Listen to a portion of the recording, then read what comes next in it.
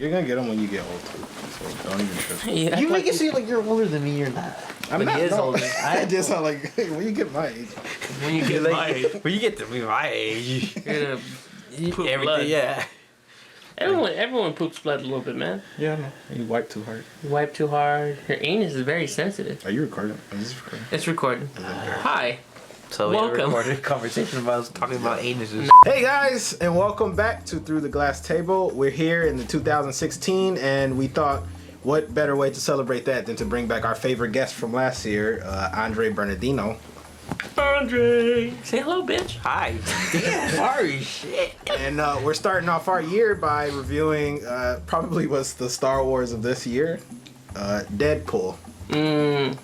Dying from cancer, Wade Wilson leaves the love of his life and gets involved with a sinister organization that promises to cure him. However, when things don't turn out as planned, Wilson is transformed into the swearing, vulgar, and gun-toting Deadpool who's everyone's favorite merc with a mouth. Yeah, I would agree. This is probably a really great start off to the year. Highly anticipated film for most people. Yeah, I'm looking forward to this one more than all the other comic book movies. Like, really can't say like too much about it. Boy meets girl, boy loses girl. Exactly as they advertised it. Boy gets It's girl. deceptively simple in that it really only two things happen if you think about it chronologically, but through that shell of a plot, it tells a pretty in-depth story, and it's hilarious. Like the dramatic parts where he showed like the origins of Deadpool and Wade Wilson, with like the comedy of him breaking all the rules to what a cinema or a movie is supposed to be, but it worked. I mean, It was essentially actually a Deadpool movie, just exactly like it is in the comic books. I'm not too familiar with him though in the comic books. I don't really read Deadpool comic books, so like, is that how I know? Like, he breaks. So it's not that he doesn't do it as often as it did in the movie, but he does do it every once in a while. He'll make like a joke, or he really just talks incessantly. Isn't like a part of his power that he knows he's in a comic book or something like that? It's one of them, yeah. Like that's one of his greatest like powers or whatever you want to call it. Like he just knows that he's not really real. I was really shocked by how good Ryan Reynolds was in this movie. I don't like Ryan Reynolds. Really? You're shocked by this? I don't like him. Green Lantern was terrible. And I remember those Van Wilder movies, and I really don't know him from anything else. And I just always saw him as like a bro. And I hate those kind of people. I think you're just a little prejudiced because he's a good-looking white guy. And he's covered most of the time in this movie, so you really have to focus on Ryan. No, I don't know. It's something about him that I didn't like. And in this, he was so likable, even though he was an asshole. Did you ever see Blade Trinity? No. Oh, never mind that kind of. I think that's what kind of gave him. Yeah, that was like his. I think it was like his audition tape. So this is his. Yeah, because You have already mentioned that in like the comic book world of Deadpool, he knows he's in a comic book, and here he knows he's Ryan Reynolds. He knows he's like he's been another superhero. He knows. It's just so funny. It's so funny bringing those elements into the movie. Just make fun of themselves and like a bunch of every other superhero movie that Wolverine. I love it. Yeah. I love it. They had a lot of fun. Yeah. Everett, do you have like any real flaws with the movie that you want to talk about, or any kind of like thing that took you out of it? But this is a movie that takes out of itself. So, yeah, that's what I was gonna say. I can't really take it seriously enough to have quarrels with it because it's meant to be what it is. It's silly and it's self-referential. I wasn't consciously thinking, I didn't like this part. Like everything was great. What about you, Andre? I thought it was just hilarious. Like I just expected it to be some stupid comedy, like some quick jokes, like the easy punchline, and it hit on every level for me. One thing that I was surprised by too, I don't know who the director is, Tim Miller. I've never heard of him. From the trailers, it just looked like it would just be a traditionally like bland shot movie, and it was actually really interesting to watch too. You guys already hit on the point that I want to say. It doesn't offer any more, or doesn't try to be anything that it's not supposed to be. This is set on like it's a comedy, it's an action, and it's making fun of things. So and a love story. And a love story. They were promoting it as a love story. That was the thing. Well, not really a love story. Well, and it comes out in Valentine's Day weekend.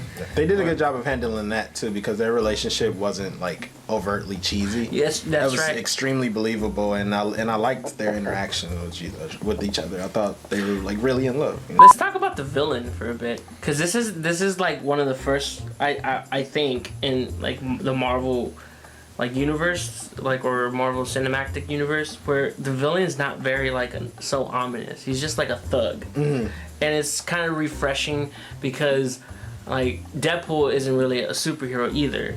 Like he's a mercenary. Keep them off the mouth. Right. So if they were gonna have like this big time villain, like with actual big superpowers, like Thanos or something like that, it would have been like, what the fuck are they doing? Like, it's kind of that balance. What I thought made the movie really well too is that the villain wasn't too badass, but he was evil enough to hate him and to drive the character to like the end and stuff.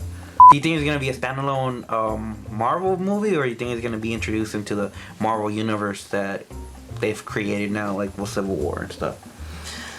Oh, Civil War and stuff. Well, all like the. Oh well, of course 20th Century Fox owns this, so they can't stray too far from like just the X-Men and what else do they own? Fantastic Four. Oh jeez, I saw clips of that. I didn't even see the whole thing, and I was just like, nope. Anything's possible, though, because 2 years ago Sony owned Spider-Man, and they said they would vow to never work with Marvel on their. Well, they had to because they lost shit ton of money. Yeah, but I mean, with all the hacks and everything, so they had to. Hopefully something terrible like that will happen to Fox, and then they can finally. Well, I don't know if they're gonna surprise us like this. Like, this was surprisingly very well like thought out and like had a lot of fun. So this is what happens when you let like geeks actually be geeks. Yeah. Weren't there rumors originally that they were gonna do a PG-13 or something like that? Oh yeah, which there was a petition to like edit it to make it PG-13. Oh really? Oh, that was stupid. Or like to make and that would have been. They stuck to their guns, and that's very. Yeah, because they would have lost a lot of money like that if they would have made it PG-13. Because I would have watched it, but I would like. Okay, this is. But I think they might tie it. Going back to your original question, I think they might tie it to X-Men, just because he does join the X-Men briefly. I'm always now, after Days of Future Past, I'm wondering, where does all this stuff take place now? Like, is this like an alternate timeline, or is it an alternate reality, or because they don't really make it clear in Days of Future Past if. I guess they do, but everything's erased. But I feel like they just said, okay, everything's didn't happen anymore, so this is a new. So then that kind of takes the wind out of Apocalypse, because if I'm pretty sure this is in the 80s what we just watched, so that means they won. Oh yeah, huh? Yeah. Oh, that's very true. So I didn't otherwise the realize world that. would have been destroyed in this movie. I forgot that that's gonna be during the 80s. Yeah. Dude, you're jumping a bit. You I just ruined everything. You ruined everything. Everett ruined Apocalypse for us, just on that premise. Thanks.